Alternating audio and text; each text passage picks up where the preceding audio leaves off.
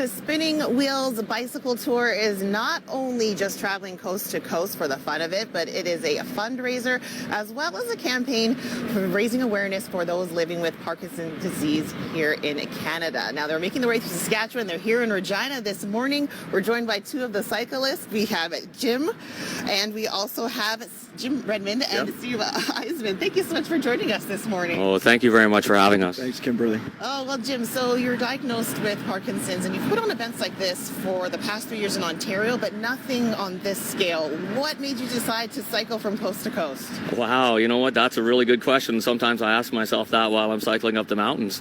You know what? It's we think that people want to see good stories, and we think that we're one of them. We also want to try to reach as many people with Parkinson's as we can, because so many of them try to go it alone, and we want them to come out and join a community.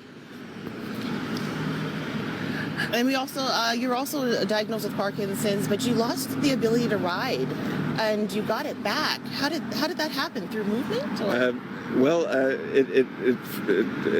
Parkinson's moves a little bit slowly, and abilities seem to come and go. I was preparing for a trip. I like to see the world on a bike, and I discovered that one leg wanted to spin circles and the other triangles all of a sudden. Essentially I really couldn't cycle anymore. But I worked with my neurologist, did some special training, changed my medication, and thank goodness it came back, and it's been sweet ever since. Oh, wow. And what's the response been like for the places that you've traveled and the people following you across the country? Oh my goodness, the response has been just tremendous. And you know what? Nowhere better than Saskatchewan. The highlight of the trip so far was this week in Kindersley, where the whole community came out, and we had a barbecue and a silent auction, and we, you know what, they didn't know us, right? But they knew people with Parkinson's. They cared about people with Parkinson's. And so far, absolutely, Saskatchewan, the highlight of our trip. And Steve, what do you hope that this trip will do for Parkinson's moving forward? Well, one thing we're hoping to do is sort of change the face of Parkinson's a bit. There's, I think in a lot of people's minds, there's an apprehension of it being an elderly person's ailment. And that can create some stigma, you know, for people like Jim and I who have a young onset.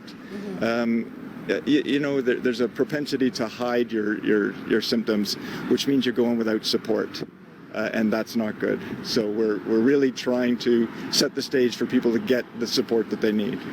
And Steve, what are you guys doing on your stop here in Regina?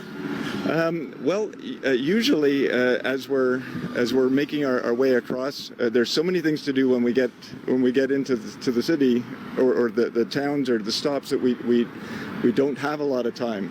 But we're making time in Regina. We're going to take the day and explore.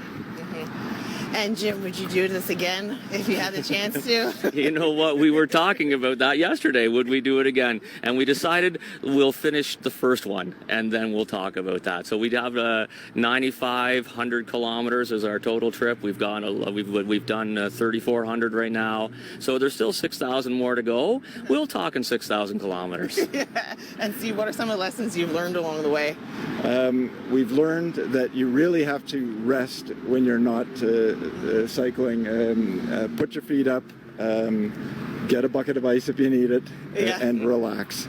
Oh, that's awesome. Well, congratulations to you guys. Good luck going forward. We want to say our thanks to both Jim and Steve, who are making the trip across country for the support of those living with Parkinson's in this country. The Spinning Wheels Tour is making its way through the Regina this weekend, so be sure to check them out.